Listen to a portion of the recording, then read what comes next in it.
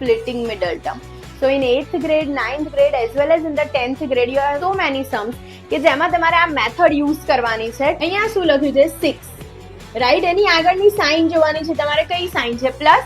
તો જે last term છે this all are quadratic equation. પહેલા એ જોઈ લો. ક્વોડ્રેટિક ઇક્વેશન માટે જ આપણે સ્પ્લિટિંગ મિડલ ટર્મ યુઝ કરીશું. અગર અહીંયા પ્લસ સાઇન છે તો પહેલા 6 લેવાનો લાસ્ટ ટર્મ, એને ફર્સ્ટ ટર્મ સાથે મલ્ટીપ્લાય કરવાનું. કઈ જ નથી એટલે 1 કહેવાય. તો 6 1 6. તો 6 ના ફેક્ટર્સ કરવાના છે. એ બંને ફેક્ટર્સ ના એડિશન થી આન્સર 5 આવે. 6 1 એનું એડિશન કરો. કેટલું થાય? 7. ના, બટ વોટ આઈ નીડ 5. 3 2 3 + 2 5 થઈ ગયું. તો આના કયા ફેક્ટર્સ આવશે? 3 અને 2. ત્યાં એડિશન જ કીધું છે એટલે +3 + 2 યુ વિલ ગેટ +5. અહીંયા અગર 1 છે તો આનો આન્સર ડાયરેક્ટલી તમે લખી શકશો x + 3 અને x + 2. These are the factors of splitting middle term.